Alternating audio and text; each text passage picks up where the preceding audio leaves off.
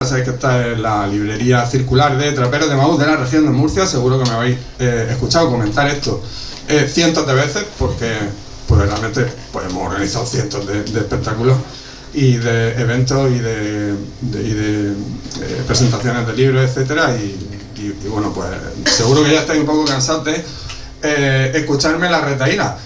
Pero realmente hoy es una tarde pues, muy especial aquí en Libros Traperos y creo que bueno, que es importante que nos sintamos bienvenidos, que ese es mi papel justo en este momento. Tenemos esta charla sobre cultura, género, resistencia y memoria en Palestina y tenemos a tres invitadas de absoluto lujo. Yo le quiero dar las gracias a Laura Galián, a la Universidad de Murcia, a los colectivos Pro Palestina que están detrás de este evento y sobre todo pues, muchísimas gracias a Carolina Brasco, que viene de la Universidad de Buenos Aires, y a Silvana Rabinovich, que viene de la Universidad Autónoma de México, ¿no? Gracias por vuestra atención.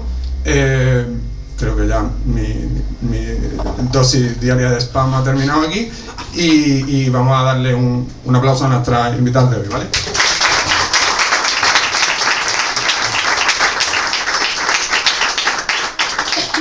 Yo comienzo a hablar un poco para seguir con la presentación.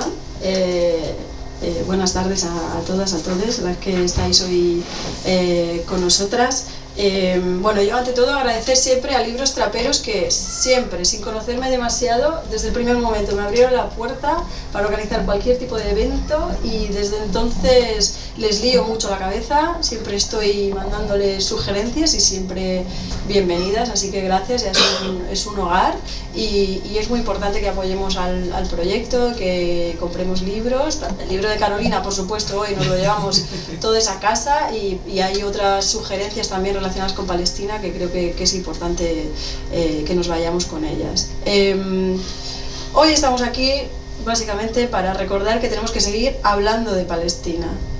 Palestina sigue estando presente, existe y sigue habiendo un genocidio en curso y es necesario que lo sigamos recordando de la manera que sea a través de los formatos diversos en los que podamos participar y por eso hoy estamos aquí. El genocidio en Palestina no es un genocidio actual, no es algo que esté ocurriendo desde 2023, se recrudece en 2023, pero evidenciamos la existencia de una limpieza étnica desde antes de 1948, desde la Nakba, que conmemoramos este fin de semana aquí en la región de Murcia y que continúa de muchas maneras. No solo continúa en Gaza, continúa también en los territorios ocupados, continúa en la Palestina del 48, continúa en esos otros territorios por ocupar dentro de esa utopía también sionista, el Líbano y otros muchos lugares, y por lo tanto tenemos que seguir recordando que Palestina existe y existe también a través de su cultura y a través de su cine y qué mejor que poder estar hoy aquí hablando de esas intersecciones entre cine y género con el libro y con las reflexiones que nos presenta Carolina en su libro Cine y género en el mundo árabe, que publica la editorial Libreto en Argentina, que es una editorial pequeña, amiga, y que en 2025, ya nos vas a especificar un poco mejor luego Carolina cómo funciona esto, Traficantes de Sueños también decide reeditar y distribuir en España. Hasta entonces el libro lo teníamos en España gracias a que Carolina venía con la maleta llena de ejemplares que distribuía a universidades públicas, a librerías afines y a amigas, y ahora por fin podemos tenerlo, podemos comprarlo, así que es una grandísima oportunidad. Bueno, ante todo decir que estoy muy agradecida y creo que somos muy afortunadas de tener esta mesa hoy, porque contamos no solo con la autora del libro, Carolina Brasco, que además, por hacer una pequeña presentación, es licenciada en Ciencias Políticas en la Universidad de Buenos Aires, luego con un máster en Cultura Hebrea y Árabe de la Universidad de Granada, y gracias a una motivación muy personal, pero también una motivación investigadora, donde se juntan, bueno, varias cuestiones ahí, se va al Cairo durante bastantes años, en un momento en Egipto, que es un momento de movilización social y política muy importante, y gracias a esas experiencias conoce muy bien el terreno, conoce muy bien el sur del Mediterráneo, no solo el contexto egipcio, sino también otros contextos de la región, y con todo ello, con sus reflexiones y su investigación, pues hoy tenemos el resultado gracias al libro que publica, Cine y Género en el Mundo Árabe. Carolina, para quien no la conozca también, actualmente investigadora y profesora en la Universidad de Buenos Aires, es una grandísima divulgadora, tanto en redes sociales como en muchas plataformas, donde divulga sobre todo sobre cine, sobre género y sobre el mundo árabe en general. Y para quien no la siga en Instagram, por favor hacedlo, porque creo que, no, de verdad se aprende mucho, y yo soy una de sus admiradoras abiertamente, así que pero no solo es que tengamos con nosotras directa desde Buenos Aires a Carolina, literal, porque llegó ayer directa desde Buenos Aires a Murcia, sino que hoy creo que también es un día muy especial porque contamos con otra grandísima colega y amiga, que es Silvana Rabinovich, que además es una reconocidísima investigadora y activista en México, y filósofa, licenciada por la Universidad de Rosario en Argentina, luego con un máster de lengua hebrea, ¿no?, en la Universidad Hebrea, filosofía también en la Universidad Hebrea, y actualmente investigadora de la UNAM en México. Es una persona que reflexiona y que ha reflexionado mucho y que divulga también mucho sobre precisamente los usos que hace el sionismo y el Estado de Israel de esa filosofía o teología política, y de los usos de la Biblia, de los usos de la lengua hebrea también, para justificar precisamente esa Nakba que, como hemos dicho antes, continúa. Por lo tanto, creo que es un grandísimo contrapunto en esta charla también para poder hablar de Palestina. Así que agradecidísimas de tu presencia, Silvana, y sin más no me voy a enrollar sobre el libro y muchas cuestiones que tienen que ver con él, porque lo ideal aquí es que vayamos aprendiendo del libro y os den muchas ganas de leerlo y de comprarlo, gracias a la conversación que vamos a tener, pero sobre todo que aprendamos también sobre cine, sobre género y sobre Palestina en la charla que vamos a tener hoy. Simplemente por mencionar, su presencia aquí hoy en Murcia y en la Universidad de Murcia es gracias o está dentro del marco de un proyecto de investigación que se llama CONEMET, Conceptos Emancipadores en el Mediterráneo, Memoria, Traducción y Tránsito, en su diacronía. Menciono que es un proyecto público financiado por la Agencia Estatal de Investigación, porque creo que es importante decir que dentro de las humanidades también se hace investigación, y se hace investigación que es importante también para el futuro de nuestras sociedades. Y con eso le paso la palabra a Silvana y empezamos a atacar a Carolina con preguntas. Está cortito, me parece que se voy a cambiar de lugar. Bueno, ¿sí? No, como tú. Porque te voy a tener encerrada. Me paso por detrás. No. Bueno, se desenchufó. Me parece que voy para tanto, sí. Pero vamos a cambiar los vasos, porque yo tomé. Ay, la precaneta. El vaso, llévate el tuyo. Ese vaso allá. Ponemos uno también.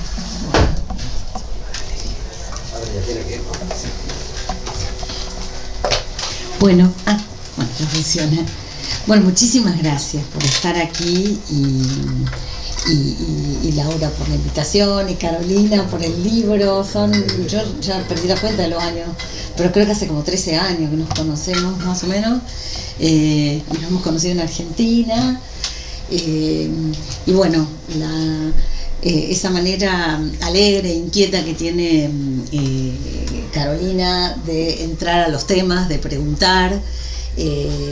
La curiosidad se lee desde el principio en este libro, que tiene un ritmo, ¿no? Un ritmo en la escritura que acompaña muy bien al lector, que da muchas ganas de seguir leyéndolo, ¿no? Entonces eso es lo primero, se agradece, porque no es un libro en el que... Es un libro hospitalario. Tú invitas, ¿sí?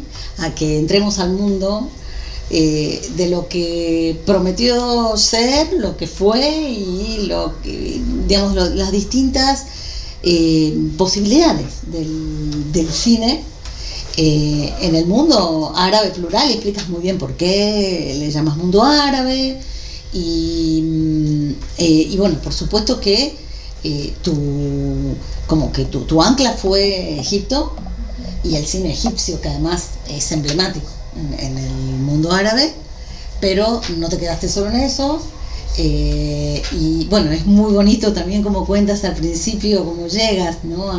Cómo te van recibiendo, porque hay todo un entramado de relaciones de mujeres que se van como apapachando, usas por ahí el término, y yo creo que, yo no sé si acá se usa, es muy mexicano eso de apapachar, ¿sí?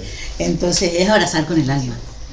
Y creo que ese entramado es el clima que plantea el libro, y nos va a acompañar a lo largo de todas las páginas. Yo, por supuesto, puse mi atención en Palestina, que es mi obsesión, ¿no? Y bueno, y sobre todo hoy viniendo en el tren que venía comunicándome con dos compañeros que estaban en la flotilla, ¿no? Una en un barco que fue secuestrado y otro en un barco que logró huir, ¿no? Entonces, bueno, venía todo muy interrumpido, pero a la vez también interrumpido en el sentido benjaminiano del término, de que iluminaba, ¿no? Cada una de estas interrupciones. Y entonces, bueno, yo se me ocurrió no atacarte con preguntas, porque es demasiado amable el tono como para andar atacándote. Al contrario, digamos, preguntarte para que compartas y para escucharte más a ti, que no a mí, no vinieron a escucharme a mí. Me gustó mucho, por ejemplo, el prólogo, Elena Arijita marca ilumina varios hilos, ¿no? del libro, y entre ellos habla de la beirutización del Líbano, que me parece que uno de los un hallazgo conceptual bien interesante que yo quisiera escuchar, que nos cuentes aquí qué pasó en el Líbano cuando muere Nasser y se torna un foco cultural, y que no es solamente para el mundo árabe, sino que trama la solidaridad con luchas en Argelia, en la América Latina, Cuba concretamente, el lugar del Che Guevara. Saber que hasta el día de hoy hay chicos que se llaman Guevara, ¿no? Al nacer en Palestina, como nombre de pila, Guevara.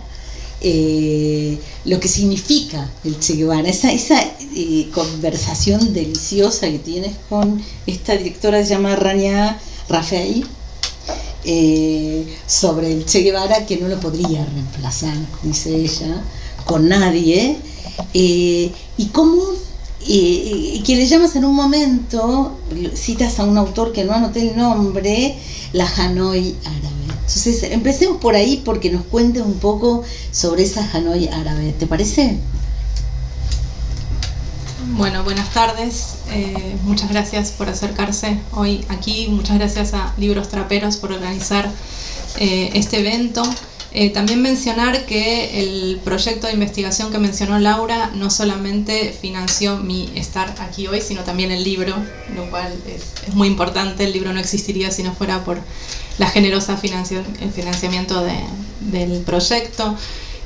Es una felicidad enorme, la verdad, estar compartiendo con dos amigas del alma este momento. Este libro se construyó no solamente gracias a ese apapachar de mis amigas de Egipto, de mis amigas del Líbano, de mis amigas de Palestina, sino también de mis amigas de acá, de mis amigas de México, de Argentina, México, de España, de mi directora de tesis, Elena Arijita, que generosamente escribió el prólogo en tiempo récord, de Cynthia Edul, que escribió el epílogo también en tiempo récord, porque el libro fue como surgió la posibilidad de publicarlo y todo fue muy rápidamente trabajado, muy amorosamente, y creo que eso, bueno, de alguna manera puede verse en el libro.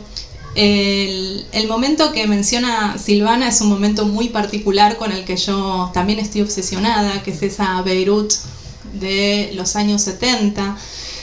Hasta 1970 un poco el centro neurálgico del arte y la cultura árabe había sido Egipto, había sido el Cairo, pero tras la muerte del presidente egipcio Gamal Abdel Nasser, no solamente tras la muerte de Nasser, sino también tras la expulsión de las facciones palestinas de Jordania, tras lo que se conoce como el Septiembre Negro, las masacres terribles que realizó el ejército jordano de la población palestina, la revolución palestina, la autodenominada revolución palestina, que había comenzado según algunos en 1965, pero que toma nueva fuerza en 1967 tras la guerra, tras la Nakba, ¿no?, como se denominó en árabe, y tras la batalla del Karames en 1968, que se instala con mucha fuerza en esa Beirut muy convulsionada por la presencia de intelectuales, militantes, bueno, de la talla de Ghassan Kanafani, por ejemplo, que encuentran en Beirut un espacio de libertad en algún punto,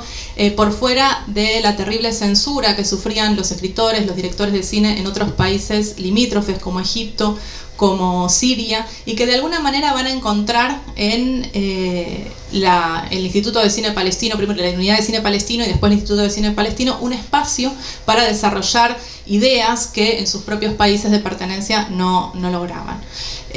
También se va a dar esta beirutización del resto del país, justamente porque este espacio que se empieza a construir desde Beirut de alguna manera va a empezar a fagocitar en el resto del país, pero no solamente, porque Beirut no solamente era este espacio, ¿no?, de cultura y de cultura revolucionaria, sino que también al mismo tiempo era un espacio de improvisación inmobiliaria, donde hacían sus negocios muchos personas ricas del Golfo, que encontraban en este país, bueno, un espacio de divertimento, donde también se hablaba árabe. Bueno, se habló también mucho de cómo el Líbano era esta Suiza de Medio Oriente, y este escritor libanés que se llama Fawaz Trabulsi habla de la Hanoi árabe, así como también en algunos contextos se habla de Argel como la capital del tercer mundo.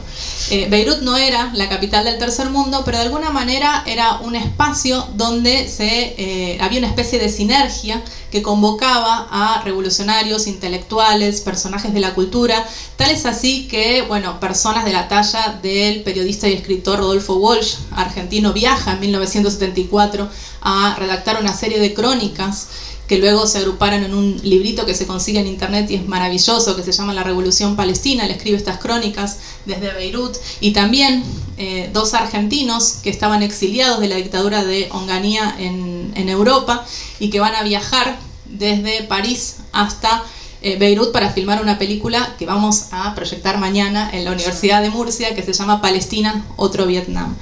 Y de alguna manera estos ejemplos, así como, bueno, también muy conocida la película de Godard, que filma también en Beirut, pero que de alguna manera va a ser este espacio que va a convocar a muchas personalidades de la cultura, no solamente latinoamericana, sino también europea, que en muchos casos venía como con un poco de desánimo tras lo que había sido el 68, el Mayo francés y demás, y que empezaron a buscar otros horizontes y veían en la causa palestina, y ven todavía en la causa palestina, un espacio donde desarrollar todas esas expectativas o ese horizonte emancipador.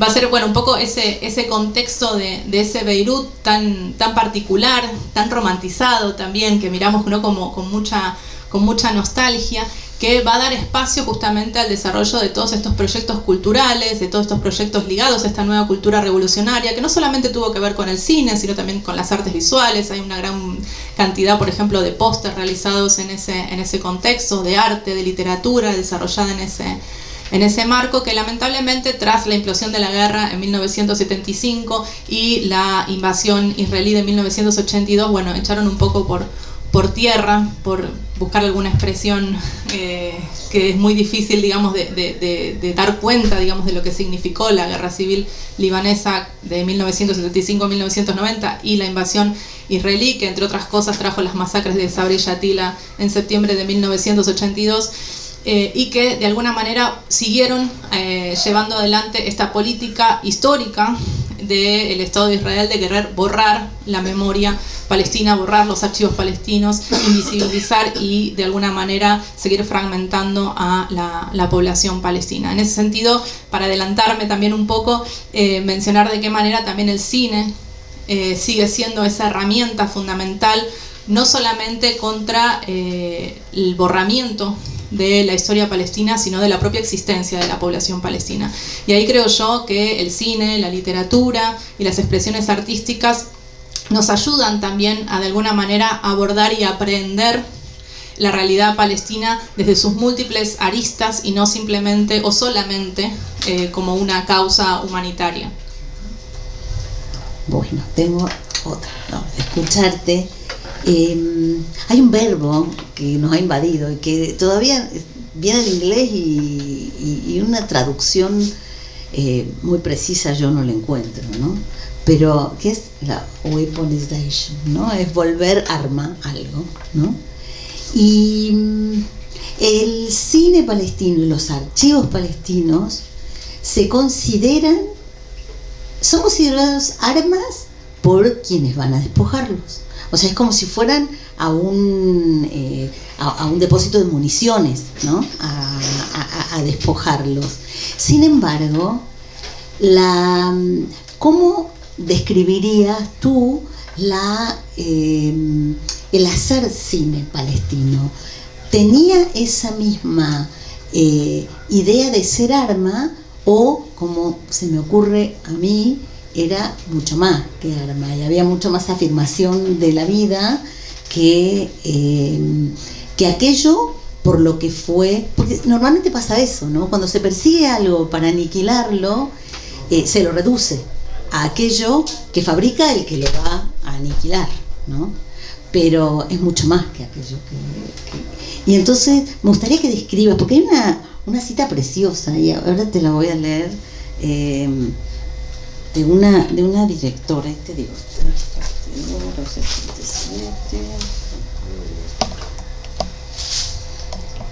es muy bonito. Esto es de Al-Abnudi, ¿no? Tiene un corto que se llama Caballo de Barro, ¿no? Y ella habla de realismo poético. Cito aquí el texto de Carolina, en la pluma de la directora Al-Abnudi. Veo la vida de manera poética. Amo vivir y pensar que la gente pobre en mi país hace lo posible para trabajar y crear vida. Intento transmitir ese amor por la vida en todas mis películas, incluso si la gente vive en condiciones muy difíciles. Los trato con mucho respeto. Me encanta ver sus caras en la pantalla. Vengo de la clase trabajadora, pero el cine es de la clase media. Por eso tengo que ser fuerte en mantener la relación con mi clase. Si no, estaría perdida. Justo leíamos algo, ¿no? De que entre nuestros pueblos, la nación no es como la nación europea. La nación es más una comunidad de clase, ¿no? Que la misma palabra se puede usar desde una experiencia de una manera, pero cuando llega a otro continente y a otra realidad por las vías de la colonización, es resignificada. Se usa esa palabra para dejar tranquilo al colonizador, pero internamente no deja que aplaste todo, sino que vive. ¿Cómo sería eso en los archivos de cine? ¿Qué es lo que buscaron matar y secuestrar los israelíes, que después vemos en la película de Kamal al-Jafari que no lo lograron, ¿no? Entonces, a ver si nos cuentas.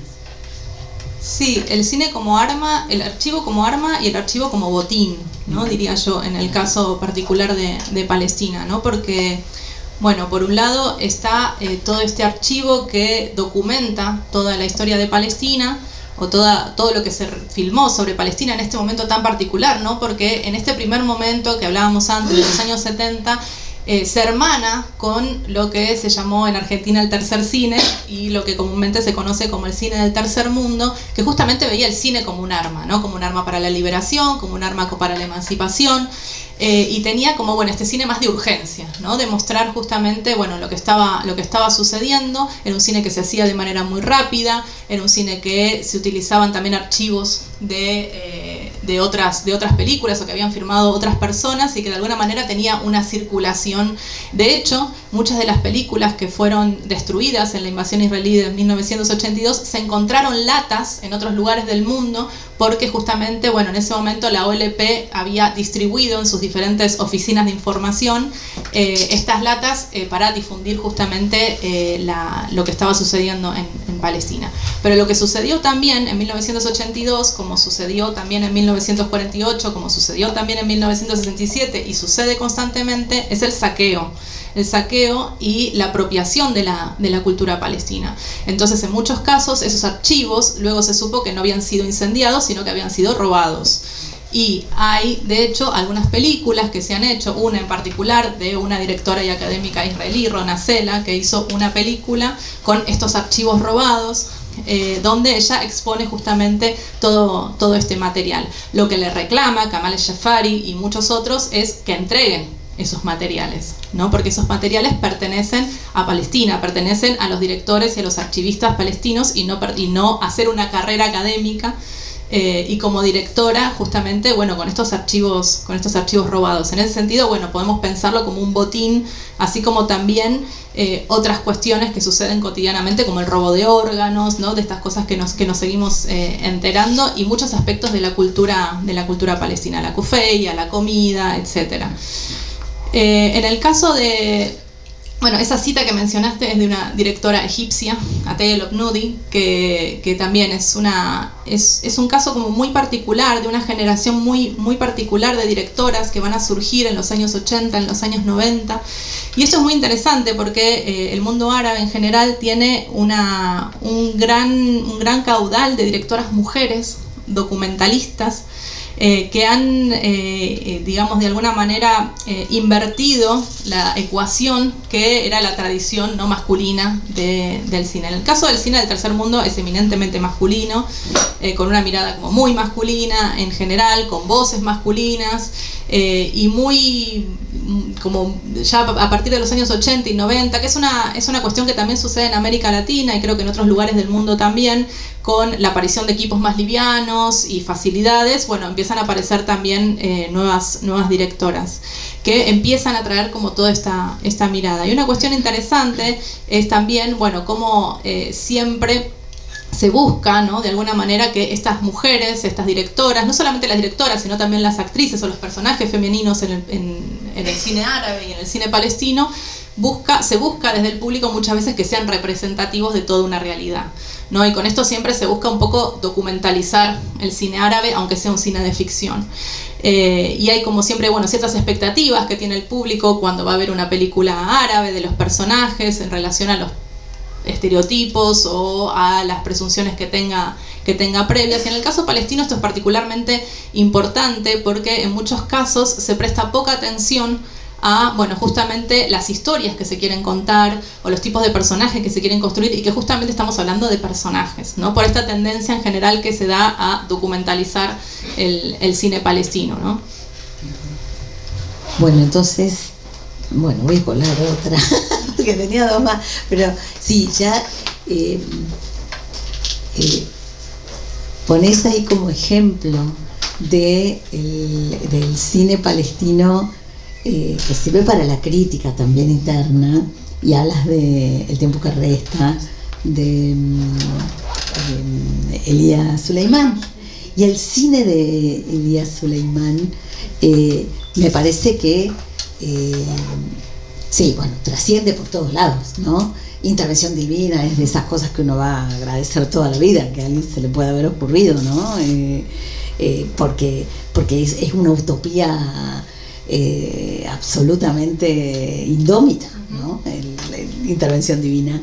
Y igual que creo que Palestina 1936 también está documentando algo de una crítica interna, o sea, no es no se podría reducir a un cine arma, un cine de propaganda nada más. Hay un trabajo profundísimo de crítica, y me gustaría, si quisieras hablar un poco de eso, de la crítica, cómo funciona, cómo el ojo femenino contribuye a esa crítica, y ya después voy con las otras dos y te dejo en paz.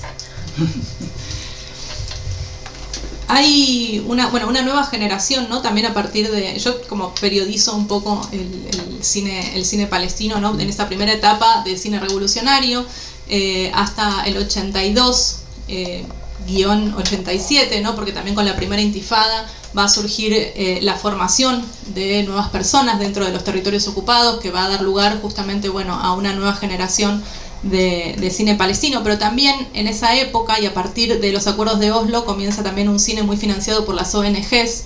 Entonces va a ser, bueno, este cine como un poco que retoma esa primera imagen que se había hecho tras el 48 de victimización, ¿no? Porque justamente es un cine que busca financiamiento y está como muy ligado, bueno, a esta figura victimista, ¿no? del palestino.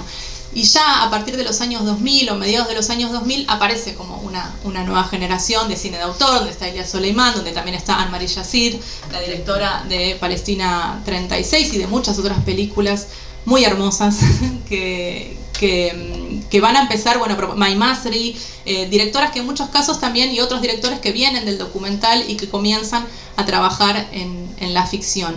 ¿Y qué hacen justamente? Yo creo que Oslo de alguna manera abre un poco esa puerta hacia la crítica y hacia la autocrítica de la propia sociedad palestina, y de alguna manera, bueno, pone la luz sobre algunos aspectos de la historia de Palestina, como Palestina 36, un poco ocultos o desconocidos, y que de alguna manera, bueno, traen estas historias donde muestran las propias complejidades y capas de la sociedad palestina, porque durante mucho tiempo parecía que la sociedad palestina era una sola, era plana, era unidimensional, y entonces de alguna manera todas estas nuevas historias, bueno, nos vienen justamente a mostrar que, bueno, que no solamente que la sociedad palestina es compleja, sí, como todas las sociedades, sino también que tiene muchas historias para contar, que son historias que suceden en el contexto de la ocupación, del colonialismo, de los campamentos de refugiados, pero que también tienen que ver, bueno, con las historias humanas de personas reales. Y también creo que es importante en este contexto donde ya se habla, bueno, un poco de la gasificación o de la exportación del modelo de gas hacia otros lugares del mundo, y esto en América Latina como que lo podemos palpar muy de cerca. Es como muy importante no perder el foco y no perder esa brújula que sigue siendo Palestina y que sigue siendo los intelectuales y los artistas palestinos que de alguna manera han palpado muy de cerca lo que significa, bueno, la ocupación, lo que significa la colonización, lo que significa el extractivismo, porque es un poco el mundo que ya un poco estamos habitando, ¿no? Claro. Sí, no podemos olvidar que, bueno, llevo un poquito a vos para mi molino, hablando de teología política, el nombre del yacimiento de gas que se encuentra frente a las costas de Gaza, pero también del Líbano y también de Siria, y la historia de esos puertos, ¿no? Y lo que ha pasado, que se llama Leviatán, ¿no? Que es un nombre bíblico que viene del libro de Job, que le encantó a Thomas Hobbes en su momento para denominar así, caracterizar al Estado absoluto. Y que hoy en día, digamos, explica buena parte de este proceso mega extractivista, ¿no? Ahora justamente hubo unas declaraciones de Trump, que ya, digamos, tiene tantas que siempre son todas tan provocativas que la capacidad de escandalizarnos por ahí se gasta, pero sí algo dijo sobre los impuestos que recibe la Autoridad Nacional Palestina, los necesita todos él para su plan de paz y la reconstrucción, en fin, esos eufemismos que usa. Una cosa, ahora que hablabas, pensé también, leí hace poco un libro que me pareció una belleza, no sé qué opinas, pero ya después en todo caso discutimos sobre él, que se llama El librero de Gaza. Y Sí, y es sobre un periodista que quiere hacerle una entrevista, que es una foto en realidad, a un señor que tiene su librería en Gaza, no en este ataque de 2023, digamos, no me acuerdo si era el del 2014 o de 2021, uno de los tantos ataques para masacrar en Gaza, ¿no? de parte de Israel. En medio de la ruina está esa librería. Y entonces él le dice, no, para sacarme una foto tienes que conocerme, ¿no? Entonces va todos los días y todos los días le da un libro y sobre ese libro le comenta. Entonces va haciendo la relación entre la trama de una obra que puede ser puede ser Shakespeare, puede ser va pasando por muchos autores, hasta del libro de Job de la Biblia también. Y entonces, bueno, una vez que le va contando toda su historia, ¿sí? Porque eso es lo que tienen, no es el victimismo de ONG, es un sufrimiento que se cuenta, pero que se cuenta con literatura y que tiene entonces un respiro, ¿no? Y humaniza constantemente y desesencializa el horror que ocurre en Gaza. Entonces lo recomiendo.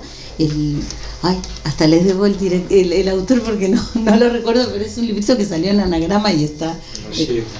Rashid, ¿cuánto? Rashid Benzin. Benzin, exacto, sí, se llama como la nafta. Benzin, exacto, Rashid Benzin. Sí, ¿tú lo leíste? No. ¿Lo conoces a Rashid Benzin? No. No, pero es precioso el libro, no sé, a mí me gustó mucho y me sonó a lo que estaba diciendo.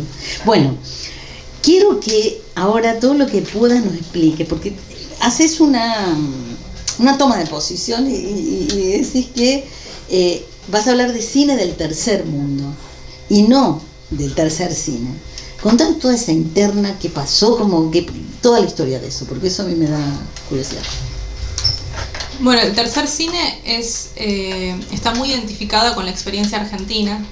Es una expresión que se utiliza sobre todo en Argentina a partir de la película La Hora de los Hornos, que es como la película emblema del cine del tercer mundo, que ha tenido muchísima circulación en el mundo árabe, y esto también es como muy interesante para retomar también un poco la circulación que tuvo la imagen del Che y la impronta del Che. Yo he escuchado muchísimo hablar y he leído muchísimo el impacto que tuvo la muerte del Che en el mundo árabe. Eso la verdad que para mí fue como una novedad. Hay como historias muy interesantes de estos nombres, ¿no? De lo que vos contabas, de los chicos y las chicas que se llaman Guevara, que se llaman Guevara y no Guevara, porque cuando el Che viaja a Egipto, y los egipcios, ¿no? Que pronuncian la Jim como una Gim, bueno, esto para los nerds del árabe,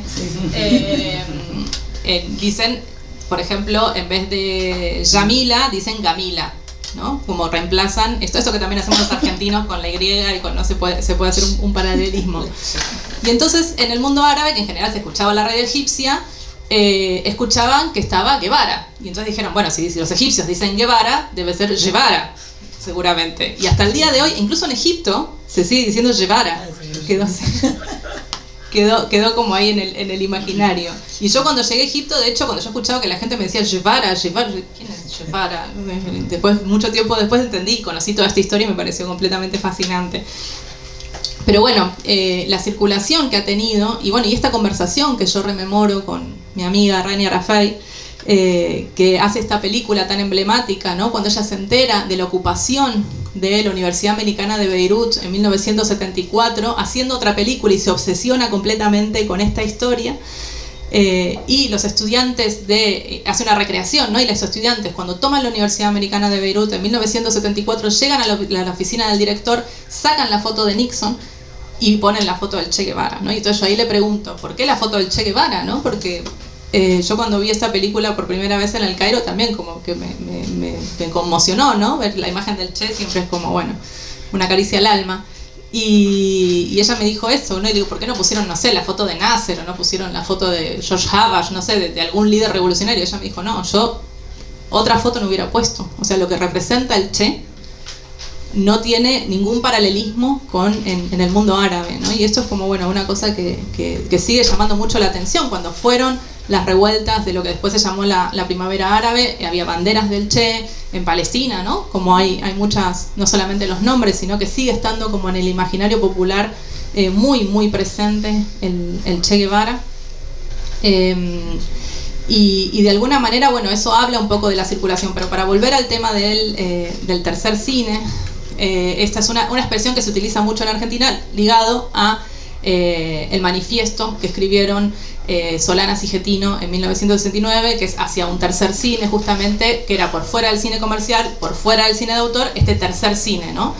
Y de alguna manera es una expresión que queda muy ligada a la experiencia argentina, y en general se suele usar el cine del tercer mundo, que es al día de hoy una expresión como un poco polémica, pero es generalmente, bueno, la utilizada para hablar del cine que hacía referencia a la idea del tercer mundo, ¿no? Esto justamente yo lo tomo de esa manera, no como basado en lo que se llamaba el tercer mundo y ahora se llama el sur global, sino a esta idea del tercer mundo, y que tiene que ver con ciertos aspectos no solamente políticos, sino también estéticos, ¿no? De un cine que comparte una estética, que es este cine también que no solamente existió el manifiesto de Solanas y Getino, sino que en América Latina se escribieron muchísimos manifiestos que llamaban a este nuevo cine, y en el mundo árabe también se escribió un manifiesto en 1968 en Egipto, se escribió antes del de Solanas y Getino. Se escribió un manifiesto en 1972 en Palestina que llamaban justamente a la renovación del cine, a darle la espalda a este cine de, como se llamaba en esa época, de los cabarets filmados, ¿no? De Egipto, este cine musical, este cine liviano, y que nada tenía que ver con la realidad social y política de la región, ¿no? Y entonces, bueno, se llama este nuevo cine. También, bueno, en Argelia era otro el contexto, ¿no? Porque también tras la Guerra de Liberación Nacional se crearon organismos que estaban destinados a fomentar la producción del cine nacional. No tenía la misma tradición que Egipto, que en realidad Egipto no tiene la misma tradición que ninguno de los otros países de la región, pero también en el contexto postcolonial, bueno, empiezan a surgir las industrias nacionales en los diferentes países, pero de alguna manera Palestina y el cine palestino va a ser un poco el catalizador de todas esas experiencias y el recordatorio de que el colonialismo seguía implantado en el corazón de la región, y es algo que hasta el día de hoy es innegable, por mucho que digamos quiera como mirarse para otro lado por parte de los gobiernos. Y ahí también comentar que los gobiernos no son los pueblos, y que en su gran mayoría las poblaciones árabes están con la causa palestina y no así sus gobiernos. Sí, muchas gracias. Sí, de hecho está el lenguaje del cine, ¿no? Y eso tampoco es que... Es verdad que está el cine de los musicales, de la baile, pero está también Youssef Chahine, ¿no? Que dialoga, me parece a mí, ¿no? Con directores italianos, ¿no? De su época también. Creo que el cine realmente es, no en el sentido de weaponizing, pero sí es un arma muy potente, ¿sí? O mejor dicho, para no hablar de armas, digamos un semillero de un montón de utopías, y por eso el Che Guevara tiene tanta cabida. A mí me gustaría, para ir terminando ya, eso de acribillarte con preguntas, que nos hables de Domitila, porque cuando traes el tema de esa, a ver cómo se llama, yo soy malísima para las cuestiones, esta reunión de las mujeres que organiza la ONU, ¿no? ONU Mujer, una cosa así, en 1975, donde aparece Domitila de Bolivia, y hay una traducción ahí de experiencias del colonialismo desde el punto de vista de los colonizados, que me parece, de las colonizadas, que me parece muy potente, y que enseguida, por supuesto, asocié con el poema de Mahmoud Darwish, El discurso del indio, ¿no? El penúltimo del hombre blanco. Ahora anda circulando un libro de un japonés que retoma los textos de Deleuze sobre de los regímenes de locos, donde habla de Palestina, los palestinos como los indios de los israelíes, pero esta comparación, sí, que hay una conversación con Elías Zambar, ¿no? Esa comparación se profundiza mucho en el poema de Mahmoud Darwish, que Les cuento así un pequeño comercial, pero empezamos en 2015 a traducirlo en México con un compañero palestino, con Shadi Rohana, 15 personas, nos reuníamos todas las semanas para traducir un poema bastante largo, que era en sí una traducción porque retomaba la experiencia del jefe de Duwamish Seattle, la carta esa que nos gusta a todos tanto, ese alegato ecologista que en realidad en el origen no lo había sido, pero así llega a través de una película de Hollywood, porque el cine siempre pone lo suyo. Y él retoma esta carta del jefe de Duwamish y hace en 1992, para el quinto centenario de la conquista de América o Abya Yala, él escribe la experiencia desde la voz del colonizado, le habla a Colón y le dice, bueno, ya llévate lo que necesitas y déjanos 2 olas para pescar, déjanos 2 estrellas para enterrar a nuestros muertos en la órbita y vuélvete a la India, extranjero, ¿no? Y en ese poema llega hasta Palestina, ¿no? Porque va de 1492 hasta 1948 y sigue. Y entonces, una vez que tuvimos ese poema en castellano, nos dimos cuenta que el poema en realidad ahora ya era instrumento de traducción y llegaba a poetas jóvenes de lenguas originarias, y cada poeta que lo tradujo al náhuatl, al mije, al zapoteco del istmo, al maya yucateco, al mazateco chinanteco, con quechua, creol de Haití, papiamento, siempre termina diciendo, es que ese poema originalmente estaba en mi lengua, lo traje de vuelta a mi lengua, ¿no? Esa experiencia, ¿no?, entre América Latina, ¿sí?, y Palestina. Y aquí, en el caso de Domitila, hay algo que quiero que cuentes, todos los pormenores, porque hay un agregado que es el punto de vista femenino. Gracias.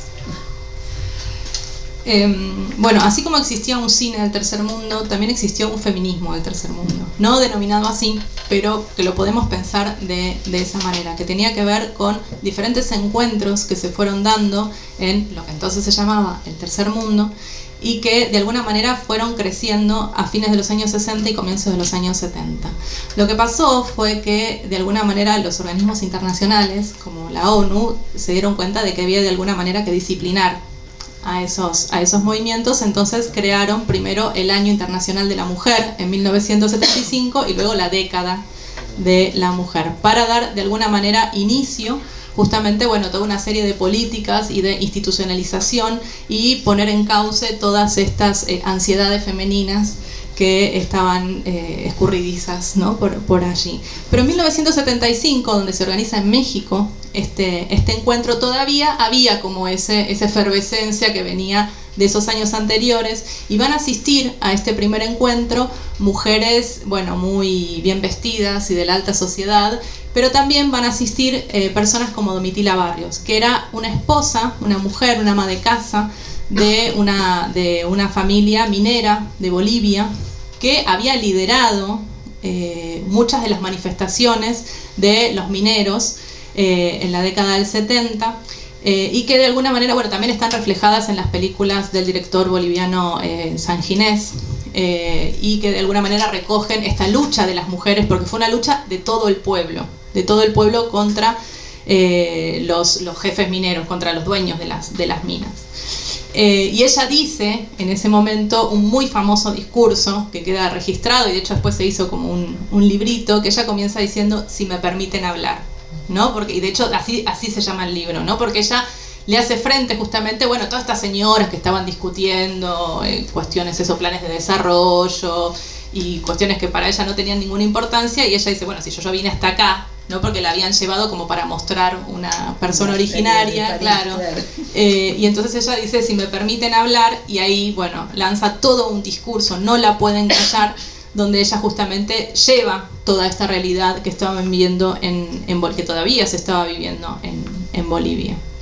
En ese mismo encuentro, en 1975, asiste una delegación de mujeres palestinas, y acá mencionar también la importancia que ha tenido históricamente todo el trabajo internacionalista que ha desarrollado Palestina, no solamente en las delegaciones de mujeres, sino en todos los foros que había posibilidad de expresar lo que estaba sucediendo en Palestina, allí siempre había 1, 2, 3 personas que iban a hablar, una delegación de mujeres palestinas que lograron que en una de las resoluciones del encuentro se condenara al sionismo como una forma de racismo, que luego fue retomada por la ONU y vos te acordarás en qué año después la cancelaron. ¿En qué año cancelaron? En diciembre de ese año la ONU también condenó al sionismo como una forma de racismo, y después creo que en el 78 fue que la echaron por tierra. Y otro encuentro también muy, muy interesante se va a dar en 1978 en Cuba, cuando se realiza el Festival de los Jóvenes, que era un festival que se realizaba en la época de la Unión Soviética en diferentes contextos, en diferentes países comunistas, donde va a asistir también una delegación palestina. Entre ellas va a estar Fátima Bernawi, que fue la primera mujer guerrillera palestina de Fatah, que había estado presa en las cárceles de la ocupación israelí, y va a contar en ese foro las terribles torturas que había sufrido en las cárceles israelíes, y eso va a dar lugar a 2 películas más que se van a realizar desde América Latina sobre Palestina, una de Jorge Giannoni, que la hace con material de archivo en el ICAIC, en el Instituto de Cine Cubano, y otra que también un poco la menciono en el libro, que es de Belkis Vega, que es la televisión cubana en coproducción con la OLP, la única película que existe de una coproducción de un país latinoamericano con la OLP, que van a filmar al Líbano 2 películas, una sobre la Revolución Palestina y otra sobre la Guerra Civil Libanesa. En ese sentido, bueno, también como eso, reforzar esa idea de la importancia del trabajo internacionalista, que también, por ejemplo, bueno, en el caso argentino durante la dictadura militar fue tan importante para nosotras, y cómo esto también, bueno, nos sigue invitando y convocando a seguir, bueno, luchando desde los diferentes espacios y a seguir convocando, bueno, no solamente esto, a manifestaciones y demás, sino también a seguir hablando de Palestina, como bien decía Laura al comienzo.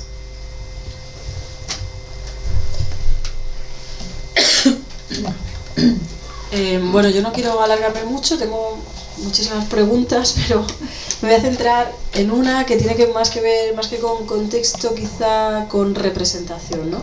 Hablas en tu libro de que el cine palestino existía antes de la Nakba, pero fue precisamente ese evento traumático el que, bueno, de alguna manera, no sé si no impulsó al cine, pero sí que reconvirtió en parte de las representaciones y la evocación de la Nakba.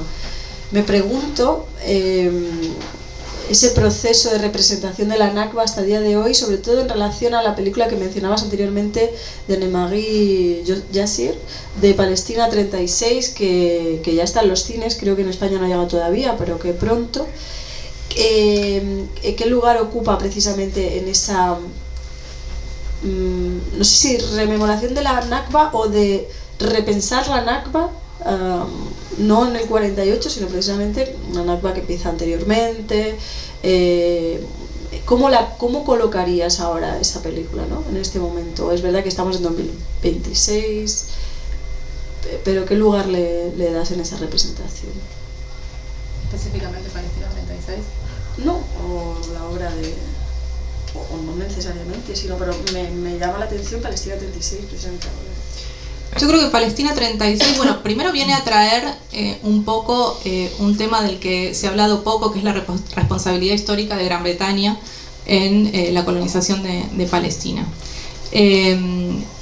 Por otro lado, también se pone en línea con otras obras que se han realizado anteriormente, como por ejemplo la adaptación de Bebe Shams, La Cueva del Sol, libro que conocí gracias a Silvana.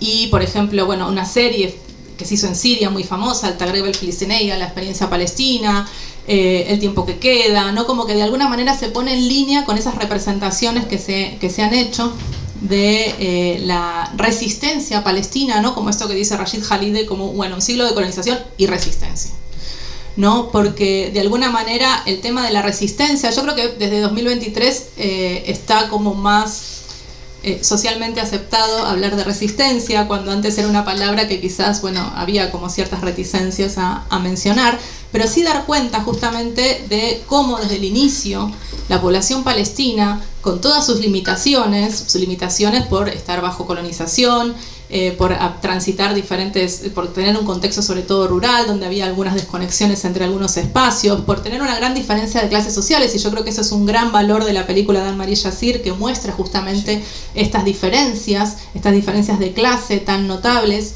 y de alguna manera como todo eso, de alguna manera, sin embargo, no obstruyó la comprensión política que tuvo la población palestina a la hora de entender lo que estaba sucediendo.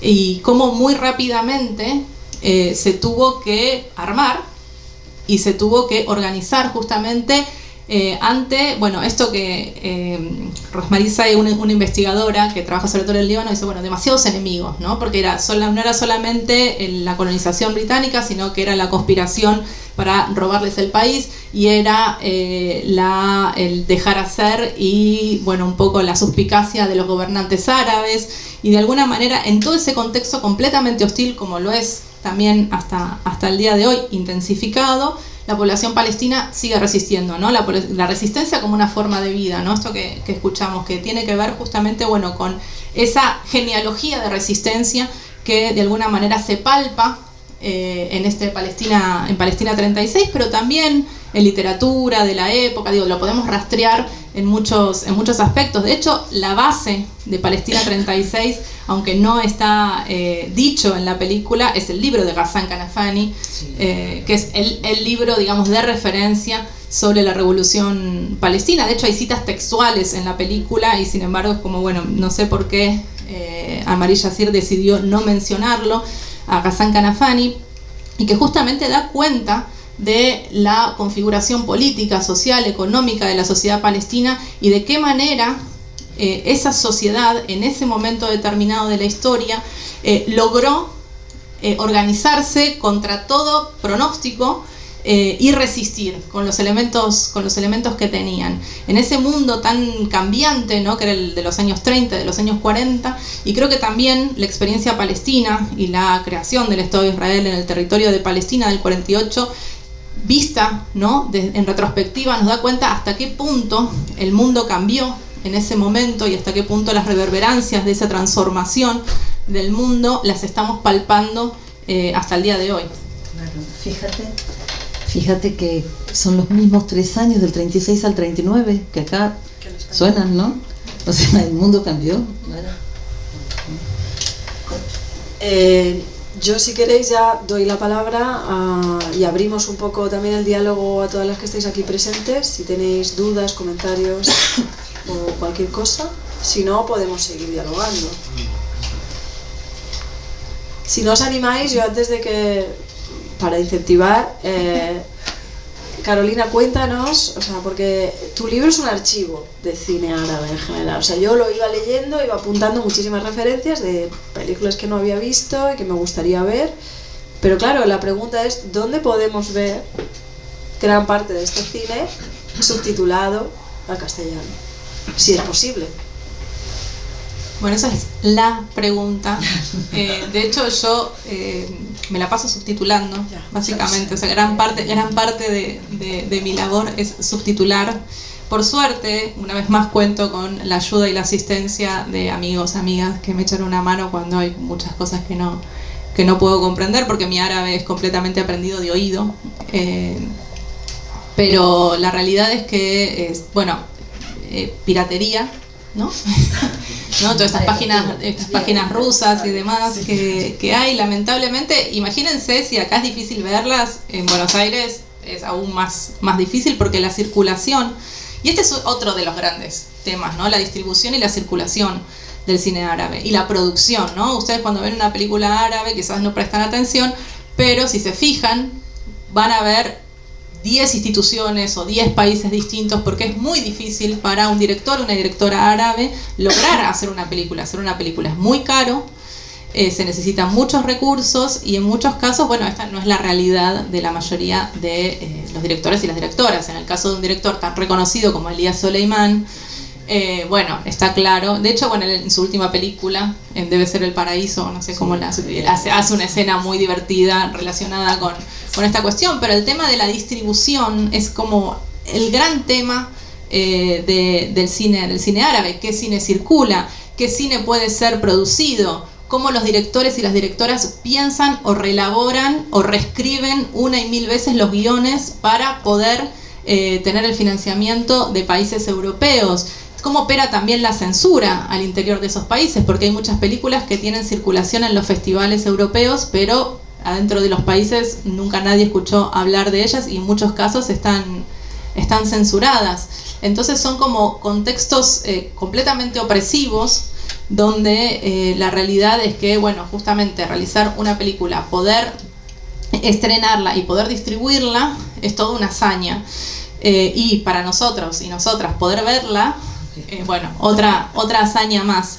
Es justamente, bueno, es la pregunta que recibo siempre en todas mis clases y talleres y charlas que doy, pero bueno, lamentablemente no tengo una respuesta. Ojalá algún día haya algún organismo o institución que se interese en financiar el subtitulado de películas y que no sean solamente las que aparecen en Netflix, sino que sean también las películas que circulan en el mundo árabe, las películas de culto. Bueno, hablábamos antes de Youssef Chahine, por ejemplo, que es un director que, bueno, dentro de todo ha tenido una circulación en Europa, pero bueno, sigue habiendo una carencia muy grande, y yo atrás de eso no puedo no ver una intención política. Entonces me parece justamente que no haya esa distribución y esa circulación tiene que ver con una fuerte intención de que ese cine no circule y que circulen también las versiones, ¿no? Porque tenemos, por ejemplo, bueno, muchas series o películas israelíes representando a los palestinos, dando su visión, o tenemos también en muchos casos mucho financiamiento de instituciones israelíes que solapadamente financian cine palestino o una visión palestina, y que es todavía más peligroso. ¿Alguna pregunta? ¿Alzas la voz? Si ¿Sí? Quería preguntarte justo por eso, por el tema de, o sea, no sé si lo tratas en el libro, pero hay una crítica muy presente, al menos lo vemos desde fuera de Palestina, todas estas formas a veces de colaboración, coproducciones. Creo que hubo, por ejemplo, un debate bastante fuerte con la de No Borderland, que incluso el Comité Nacional sobre el boicot del BDS no llamó directamente a boicotear la película, pero hizo un pronunciamiento bastante fuerte, y que son a lo mejor debates que de aquí no entendemos tanto o no conocemos tanto el detalle. Si quieres compartir tu opinión sobre esto, no sé si tienes. Y bueno, aparte, habéis comentado Palestina 36, se va a proyectar en Murcia de manera informal en la sede de Comisiones Obreras el 3 de junio, así que os invitamos a que vengáis. También gracias al pirateo por desgracia, porque lo ideal sería que incluso también los movimientos sociales tuviéramos los recursos para poder devolver lo que nos da muchas veces, no solo el cine palestino, sino todos los circuitos de cine independiente, que aquí lo tienen más difícil, y eso, invito también a la gente a que venga el primer miércoles de junio por la tarde. Genial, gracias. Sí, yo tengo intuyo una crítica similar con No Borderland, porque tiene, bueno, esta cuestión normalizadora, ¿no? Y que tiene esta cuestión de, bueno, visibilizar una historia a partir de la presencia del hombre blanco, ¿no? Y echar luz sobre eso. Ahora, hay otro cine que es presentado como cine. Un buen ejemplo es Farja, ¿no? Una película Farja, que es una película que fue financiada por instituciones israelíes, y que es una película que se proyecta generalmente, bueno, como una representación de una lectura femenina de la Nakba. Digo que inocentemente en muchos contextos se proyecta, bueno, como una película pro-palestina. Y yo creo que en ese sentido, digo, me parece como mucho más peligroso, porque en el caso de No Borderland, bueno, es como, está como un poco más claro, ¿no? Te puede parecer mejor o peor si tenés el ojo como más afilado o no, pero hay otras películas que se presentan como palestinas y que sin embargo tienen esta perspectiva y este financiamiento. Yo suelo ser como muy crítica de ese cine documental que muestra, bueno, el israelí bueno, que va a ayudar. No digo que no los existan, pero a mí personalmente siempre me interesa ver el lado palestino de la historia. Para el resto tenemos toda la producción cinematográfica del mundo, y seguir dándoles voces a los directores y las directoras palestinas me parece que que es fundamental. Con eso no busco criticar al director palestino de la película. Tendrá sus motivaciones. La verdad es que al colonizado nunca hay que señalarlo. Entonces me parece que también hay que ser como muy cuidadosa en ese sentido.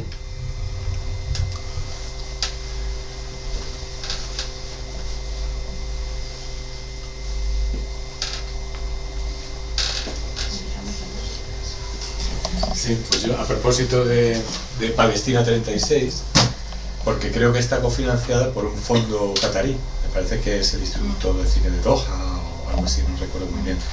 Es decir, que hay países del Golfo, ¿no?, que están invirtiendo en hacer productos de calidad, porque Palestina 36 parece ser una película objetivamente muy bien hecha si se compara con el cine árabe que se suele ver. Entonces, ¿cómo ves tú esto de la participación de algunos fondos del Golfo, por ejemplo el catarí, ¿no? Y también, yo recuerdo que en los años 90 el Instituto Cervantes puso en marcha un programa de subtitulado de películas que duró 2 años, porque cuestiones, no sé por qué cuestiones, ¿no? Pero sí se subtitularon como 5 o 6 películas clásicas, Bidaya o Nihaya, bueno, Henry Barakat, Salah Abu Seif, etc., ¿no? Pero eso se cortó, ¿no? Tal vez sería cuestión de promover, ¿no?, también este tipo de proyectos. Sí, yo tuve la fortuna de trabajar en el Cervantes del Cairo y allí estaban todavía esos DVDs subtitulados y alguno todavía lo tengo. Sí, yo creo justamente que, Palestina 36 es una película de la cual yo tengo mis críticas, sobre todo por una estetización, ¿no?, muy exagerada de ciertas cuestiones, también por la fuerte mención que se hace del colonialismo británico y cómo se deja un poco de lado, ¿no?, la presencia del sionismo. También, y como mencioné anteriormente, el borramiento de Kanafani, ¿no?, que es una presencia muy importante en la película y que sin embargo, no solamente en la película, sino en las múltiples entrevistas que le han hecho a Anne-Marie Yassir sobre la película, ella jamás lo menciona. Eso, entre otras cosas, creo que responde justamente a esto que mencionaba antes de los múltiples obstáculos que tienen los directores y las directoras a la hora de hacer una película y las negociaciones que tienen que hacer. En el caso de Anne-Marie Yassir, yo a priori no desconfío de sus buenas intenciones. Y creo que su obra tiene un profundo valor artístico que yo reivindico. No tengo pruebas tampoco de que este financiamiento pero bueno, a ver, Doha financia muchísimas películas. De hecho, sin el financiamiento de los países del Golfo, de AFAC, ¿no?, de estas organizaciones, sería prácticamente imposible que existiera el cine árabe contemporáneo. Pero creo que, de alguna manera la película es un poco producto de la época, ¿no? Esa película y otras que tienen que ver, con esta visión no tan militante, como quizás sí la tiene Kamal El-Jafari, que tiene otros recursos también. Sí. Pero también me parece que eso sucede con los cines de todos lados, ¿no? O sea, como que para lograr hacer una película, otra vez, ¿no?, se necesitan muchísimos recursos y muchas veces puede ser que los directores y las directoras tomen decisiones con las cuales nosotros no estemos de acuerdo para poder realizarlas. Más que eso, como no puedo decir. Carolina no lo va a decir, pero lo digo yo. Ella tiene un taller de cine árabe online, que creo que es tu primera edición este año, ¿no? Y que no sé si vas a repetir, pero lo decimos porque si hay gente interesada se puede hacer este taller online con películas subtituladas, por lo tanto tener acceso a este cine que si no de otra manera no podríamos tener acceso. Así que, yo antes de terminar quería hacer una última pregunta, a menos que Silvana tenga algo más que añadir, y siempre te la hago, entonces te la voy a hacer aquí también. Nuevos proyectos para continuar sabiendo de tu escritura, por supuesto, de cine también, en el caso en el que tenga que ver con cine. Cuéntanos. Bueno, ahora estoy terminando de traducir mi tesis de doctorado para publicarla en inglés sobre la imagen y el imaginario de las bailarinas en el cine, pero mi intención es publicar un libro justamente producto del taller que di ahora hace poquito, que se llamó Palestina en el cine, y que llevaría ese mismo nombre y que tiene que ver justamente, bueno, con las representaciones de Palestina en el cine, no exclusivamente con el cine palestino, por eso Palestina en el cine y no cine palestino, y recogiendo, bueno, un poco estas diferentes experiencias que tiene que ver, bueno, con el cine de los campamentos de refugiados, con la memoria generizada de la historia de Palestina, y con los diferentes, bueno, proyectos que se fueron desarrollando en la industria cinematográfica en Palestina. Seguir dando clases, seguir escribiendo. Mi pulsión por escribir es algo que no puedo controlar, así que seguiré escribiendo ahora que se curó mi mano, porque estuve con la mano fracturada, y bueno, no mucho más. Como vos no lo decís, lo digo yo. Mañana tenemos una proyección en la Universidad de Murcia, en la sala Antonio Soler, donde vamos a proyectar una película de la que estuve comentando recién, Palestina, otro Vietnam, y Mujeres Palestinas, una película de 1974 de la directora libanesa Jocelyn Saab. Bueno, ¿tenemos carteles? Sí, genial. Esto del programa de mañana. Perfecto. Y hay un taller muy interesante que va a dictar la compañera también. ¿Cómo se llama? Aldo. No, el taller. Os estamos pasando información sobre las actividades que vamos a tener estos días.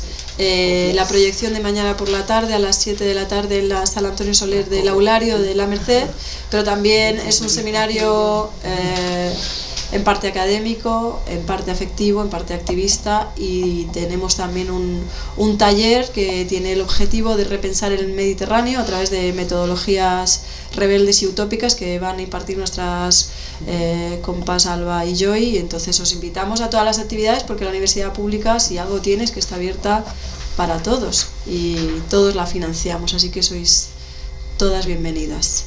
Y no sé si hay alguna otra pregunta o cómo vamos. ¿Vamos bien de tiempo para luego si hay que firmar algún ejemplar? Bien. Si hay alguna pregunta, y si no, pues vamos cerrando. Tampoco hay que... Listo. ¿A leer el libro? Listo, a leer el libro. Gracias a todos las que estáis aquí. Gracias a Silvana, gracias por supuesto a cada uno.